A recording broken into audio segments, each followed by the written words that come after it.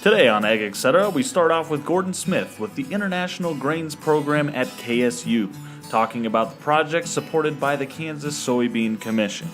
Next up, Sarah Place, PhD, Senior Director of Sustainable Beef Production Research, National Cattlemen's Beef Association, gives us some historical context about upcycling and environmental issues, plus discusses types of feed and the average feed consumption of beef. Then we'll end with soil health pioneer Gabe Brown and see how putting soil health first on his farm has changed the entire microbiology of his operation. Stay with us. Closed captioning brought to you by Ag Promo Source. Together we grow. Learn more at agpromosource.com. This segment brought to you by Kansas Regenerative Medicine. Your stem cells, your health, your life. My name is Gordon Smith. I'm a professor, head of the Grain Science Department, and director of the International Grains Program. Our mission is to educate and train people from around the world on the benefits of grains produced in the U.S., specifically from Kansas.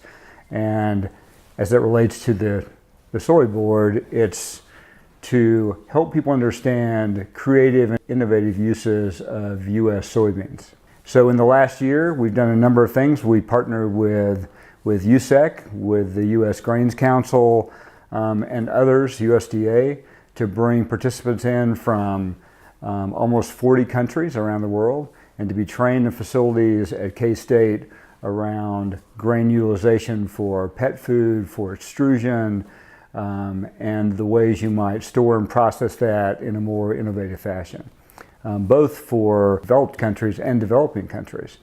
And so the needs might be different. You might think of use of soy products or byproducts differently in the developing country.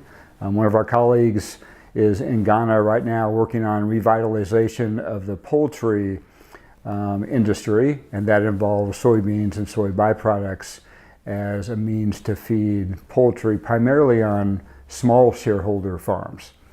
And so again, the reach of IGP is global in nature, it's growing and it's changing as kind of the world of grains change, becoming much more focused on value addition for traditional commodity products. People are looking, I think, to the Midwest and to Kansas for leadership in carrying the banner and the message of the value that U.S. grains represent.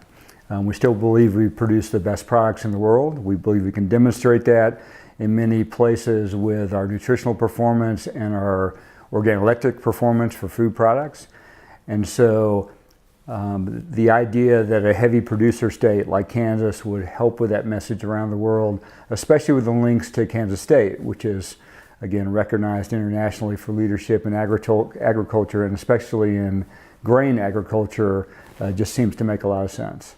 We probably believe, like others, that a lot of the story that we have to tell is a farm-to-table story. And so it's not just based upon because we have excellence in storage or excellence in production, but it's from the beginning to the end. And so we've done a lot of training over the last year, even on pet foods. How do you put soy-based products in pet foods? How do you think about that differently, increase value in new and novel ways? But is it truly a farm to table or to the bowl if you're talking about companion animals or to livestock? But it's a soup to nuts story, and we do a fair amount of ensuring that these international visitors get to see all stages of the value addition chain, not just the university, but actually get to go and see production in action or see manufacturing or other things like that.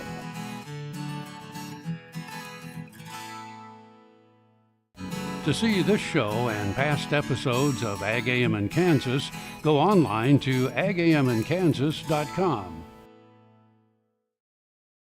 Sure Crop Fertilizers was started by my father, Don Sherman, and my mother, Shirley Sherman. Family business that started in the 80s. We predominantly focus on plant nutrients and what we can do to give growers better responses for with the fertilizer dollars that they do and what we can do to make those things work better for the grower. We're based out of Seneca, Kansas. We work with growers in their soil analysis to figure out what they need, and then we can put those in a blend that gives them the best results, and so that we can deliver that direct to their farm so that they have those nutrients where they need them, when they need them, and so that they can apply them in a manner that's very efficient to them and works well on their planting systems and what they're doing. Sure Crop Fertilizers has been around for a long time. We always say we're big enough to take care of everything you need, but we're small enough to do it quickly. You can get a hold of us at 1-800-635-4743. Our website is surecropfertilizers.com, and you can always email me at Corey@surecropfertilizers.com, and with any questions you have, we'll be glad to answer and work with you. Ag Promo Source is a unique group of marketing specialists with one mission: help your ag business grow. Each affiliate has their own area of expertise, and they work together to bring you advice, products, and services. To get started, visit agpromosource.com. Ag Promo Source. Together we grow. This segment brought to you by Kansas Wheat. Learn more at rediscoverwheat.org. So what I'm going to talk to you today about is a little bit kind of what we heard this morning in terms of some of these social issues that the beef industry is facing, right, from Bill from Rabobank. And how do we talk about some of these issues and address some of these things that if you do join Twitter or go on social media, you'll hear a lot of negatives about beef, particularly with regard to environmental impacts, right? So what I'm going to talk to you today about is really addressing a couple of these things that we hear repeatedly. And one is this whole idea that cattle are competing with people for food, right? Whether what they're eating directly or the land base that we're using, right? And so to most of you in the room, you understand that's not the case, right? But what are the actual facts behind that? And what does the science tell us? And then also a little bit on greenhouse gas emissions, which is something that beef is also kind of a whipping boy in the media in terms of greenhouse gas emissions.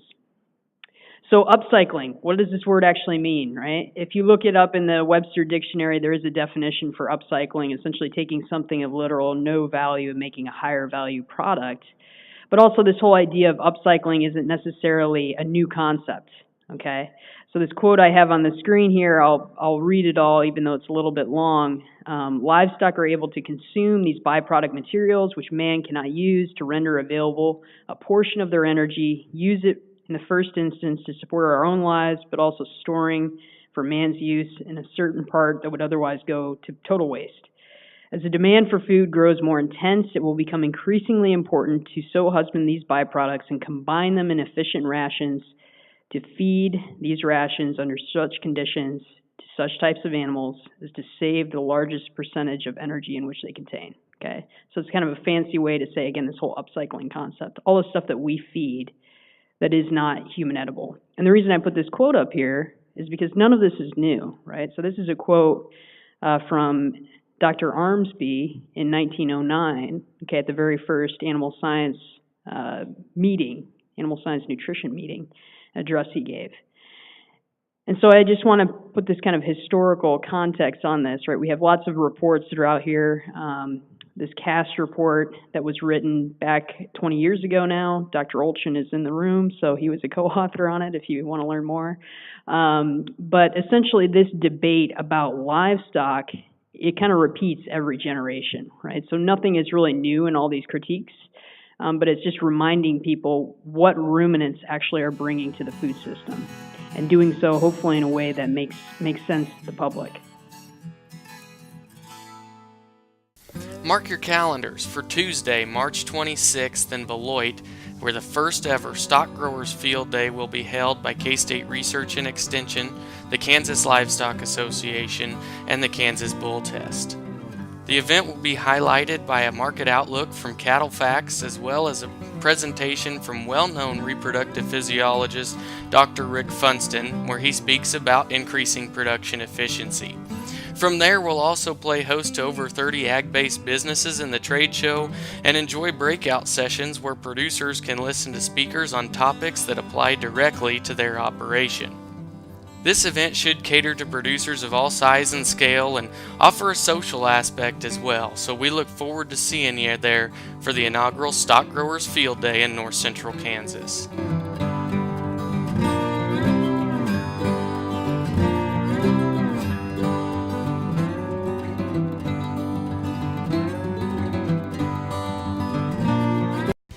KFRM is one of the largest farm radio stations in the nation, dedicated to informing and entertaining rural listeners from northern Oklahoma to southwestern Nebraska. You can catch KFRM in many ways, of course, 550 on the AM dial, streaming at kfrm.com, or on your smartphone by going to the TuneIn Radio app, or on Ag AM in Kansas on Tuesdays and Facebook every day of the week.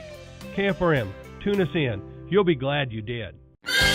The new Better Horses Network is worldwide. Presented by Lucas Oil. Featuring worldwide radio and TV with iconic hosts like Al Dunning, Sharon Camarillo, Ernie Rodina, Lindy Birch, and Craig Cameron. With American Cowboy, Horse and Rider, Brushy Creek, Cavenders, and Ride TV. Worldwide radio and TV. The all-new Better Horses Network. Valley Vet Supply is devoted to providing information and professional quality products at reasonable prices. Valley Vet Supply. This segment brought to you by Sure Crop, liquid crop nutrition delivered right to your farm. So a little bit more on this whole upcycling concept. As I told you earlier, right, essentially what it is upgrading lower value plants, and especially plant proteins, to higher quality proteins, right? That's what cattle do every single day. So they're taking the solar energy that's locked up in human edible and mostly inedible plants and making a desirable product, but also a high quality product from a nutrition perspective for protein, for B vitamins, iron, and zinc, right? So this is super important because most of the solar energy that hits planet Earth, right, and actually gets captured by photosynthesis, it ends up getting locked up in cellulose, right, which is a complex molecule, but we cannot digest it. And the only enzymes that exist to break down cellulose are microbial enzymes. And there just so happens to be a lot of those, right, in the rumen of cattle. So if you didn't see Dr. Tim McAllister's talk yesterday, I think he's repeating again today on the rumen and all the microbes, and that's an excellent talk to kind of get more in depth into what's actually happening in that process. The other thing that's a huge misconception is what cattle are actually eating. Right? So a lot of the interest or the negative press around beef and sustainability, I really believe, comes down to people not understanding the life cycle of cattle in the United States or what they're actually consuming, right, from a whole life cycle perspective. So that's what this donut chart is in the bottom left-hand portion of the screen, right? So this is some life cycle assessment research that we've done around the United States. We've collected information from over 2,200 producers, from cow-calf to feedlot operators, and really looked at what are the feed resources required to produce the 27 billion pounds of beef that we produce in the United States every year. And so essentially 82% of what cattle eat is forage, right? Whether it's grass or grazing or harvested forage. Another 7% are all the byproducts that we use, right? Byproducts from the human food industries, from fiber production, things like cottonseed, right? And from biofuels, right? Dried distillers grains is a huge feed resource for the beef industry. And then only about 11% of what cattle eat in their life cycle is actually grain. And of course, in the United States, most of that is corn grain.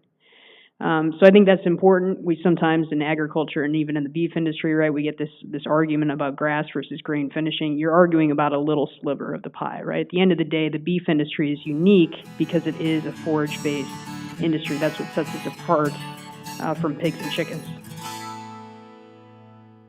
Kansas Farm Bureau, the voice of agriculture, represents grassroots agriculture. The state's largest and most powerful farm organization stands up for its members through leadership development, agriculture education, legal defense, environmental advocacy, farm safety, and risk management. Members also enjoy money-saving benefits. To join our organization today or to learn more, go to www.kfb.org or find us on Facebook and Twitter. Next time you see a beautiful field of corn, reach out and thank the farmers who work tirelessly to raise corn for livestock feed, renewable fuels, and exports to feed a growing world population. The farmers on the Kansas Corn Commission work for Kansas Corn with grower-funded checkoff dollars that support foreign and domestic market development, research, promotion, and education to expand opportunities for Kansas farmers. To learn more, visit kscorn.com. All over the country, more and more communities are making the change to biodiesel made from U.S. soybean oil, and the decision continues improving the health and welfare for millions of Americans while adding billions to our national economy. I had this horse. It was a good horse, except when the wind was blowing above 30 miles an hour. Wind was blowing about 35, 40, and I saddled him up, rode him out to the end of the lane, and I thought, well, he's doing pretty good. And about 6 jumps later, I was laying on the ground and thinking, boy, my shoulders sure hurt. I kept waiting, and it didn't get better, and so I went to an orthopedic surgeon, and that showed that I had torn rotator cuff. He said, well, I have to do surgery. I farm and ranch by myself. This is not going to work out very well. I'd been sleeping in my recliner for about 2.5 years because it hurt too much to sleep in bed on my side. I'd heard about Kansas Regenerative Medicine Center on the radio. Gotten down there at 8 o'clock in the morning, and by 11:30 the procedure was all over. They just took some fat out of my side here and spun that down for about 45 minutes and then injected it in my shoulders, and I was on my way. It's something you don't hear about, but I thought it was worth a try, and I'm really pleased. It's really worked out well for me. This segment brought to you by Kansas Corn. Learn more at kscorn.com. So this is just a little bit more of a breakdown of that donut chart I just showed you. So there's a lot going on here. Essentially, this is that life cycle feed intake kind of broken out by the industry sector. So cow-calf, stock grower background or finishing, and then the different type of feed, right? So from grazed forage to harvested forage, grain concentrate, again, most of that being corn. Other feed is all of our byproducts, and then the total. So this is important because typically people focus in on that total, right? If we look all the way down at the bottom and at the far right, 22.3 pounds of dry matter per pound of beef carcass weight, right? And people say, wow, that's a big number. But again, what's important is what I bolded there, right? The actual grain resources. So it's about 2.6 pounds of grain per pound of beef carcass weight in the United States. It's what it takes to produce beef. And nearly all the other feed resources are essentially not in competition with human food directly. So even when we think about when we feed cattle corn grain, right, essentially the quality of beef in terms of protein quality, obviously eating experience, but nutritionally is much higher in beef as compared to corn, right? So just a simple way to kind of visualize this, what you're looking at here are all the essential amino acids, right? So amino acids are the building blocks of protein. The essential ones are the ones that we cannot synthesize within our body or not at a great enough rate, so we have to eat them every single day, right? That's what's essential about them. They're dietary essential. And so what's really key, of course, is that animal source proteins are of higher quality. They have more of those essential amino acids, and they're more bioavailable in terms of being digestible, right? So what this is just showing you on this screen here is comparing all those essential amino acids in corn grain in terms of their concentration as compared to beef, right, per kilogram. And you can just see, of course, they're higher in beef. What's really key for corn is always going to be lysine deficient, right? You would have to eat way more calories of just pure corn to meet your lysine requirement as compared to beef. And that's really important. Kim Mannering with Hardy Insurance. Today we will talk about umbrella coverage. Did you know that if your cattle get out, you could be held liable for that? Call me. Let's have a discussion. 316-945-6733. Heinen Brothers, a fourth-generation Northeast Kansas farm family, knows how tough farming can be. Farmers helping farmers. Heinen Brothers Ag, selling and servicing crop protection products, fertilizer, anhydrous ammonia, cover crops, quality aerial and ground application. Call today to learn about our extended term financing program. 800-760-4964. HeinenBrothersAg.com. I'm Sarah, and this is my husband, Travis. We both grew up working on family ranches, me in Northern California and Travis in Kansas. We met in college, got married, and took corporate jobs in the beef industry. But soon we realized we missed the production side of the industry. So we made the daring move to start our own cattle business in Southeast Kansas, while also starting our family. Watch our story and the stories of other young Kansas food producers at KansasLivingMagazine.com/meetafarmer.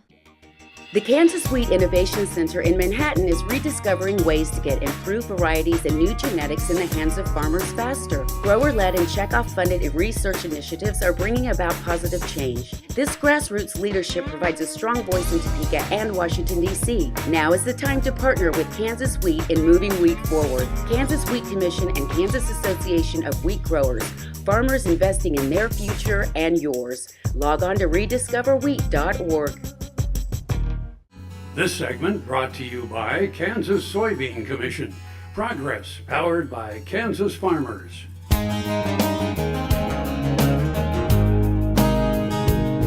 I'm here to share the journey my family and I have been on the past 25 plus years as we've learned to take our dirt and convert it and regenerate it into a healthy, functioning soil ecosystem. So what I've learned over the past 25 plus years is that there's basically 5 principles to a healthy soil ecosystem. And those 5 principles are, number 1, least amount of mechanical and chemical disturbance possible. Number 2, keep armor or residue on the soil surface at all times. Number 3 is diversity of plants, animals, insects. Number 4 is a living root in the soil as long as possible throughout the year. And the 5th principle is animal integration. We have to integrate animals and insects back onto our farms and ranches.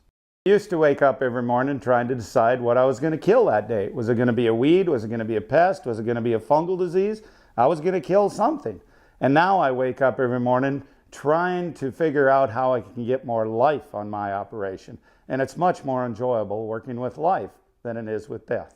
The number one question I get from producers as I travel and give presentations is, how do I get started? Where do I start? And I always tell producers, just do something. Get a living plant out there. Do something. Because the current model is not working. It's not profitable for most producers. We have to change the model, and we do that by adopting these 5 principles onto our own operation. And it's going to be different on any operation. Producers are not going to use the same equipment. They're not going to plant the same crops. They're not going to run the same livestock. Those are just tools. But the 5 principles are the same everywhere. So what I tell producers is, I ask them, what will allow you to sleep at night? So I tell them, take one field. Now that might be just 1 acre, or it might be hundreds of acres, or for some producers it's thousands of acres. Whatever will allow them to sleep at night, knowing that if this doesn't work, it's not going to jeopardize my operation. What normally happens, a producer will take a field, and I tell them, commit to these 5 principles for 5 years. Say for 5 years, I'm going to adopt these 5 principles on that particular field.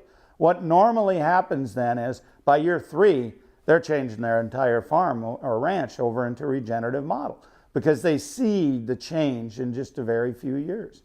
What I want to impress on people is that their land and the livelihood they make off it is a direct reflection on them, on their stewardship, on their management. It's up to them to apply the principles, and they will be able to reap the rewards based on their stewardship on their operation. I've been asked the question many times as far as, what are some of your failures? And I do not share that with people, because just because something failed on my operation doesn't mean it's going to be a failure on theirs. People often come to me, well, what specific cover crop should I go? What type of livestock should I use? I'm not going to tell you that, because I don't know your why. I don't know what you enjoy, what you want to do. You have to adopt these principles in a way that fits your operation. So there is no specific right thing, right or wrong. One of the things that drives our operation is, which is an operation run by my wife, our son, and myself, is we're always continually striving to learn. And that's why it's important to attend events such as Soil Health University. It's important to read. It's important to rely on agronomists and extension and NRCS, other agency personnel, other farmers and ranchers. Never be afraid of learning, and never give up learning. If you stop learning, you're dead. So if people want to learn more, they can go on our website, brownsranch.us, or they can go on the website, soilhealthconsultants.com. Closed captioning brought to you by Ag Promo Source. Together we grow. Learn more at agpromosource.com.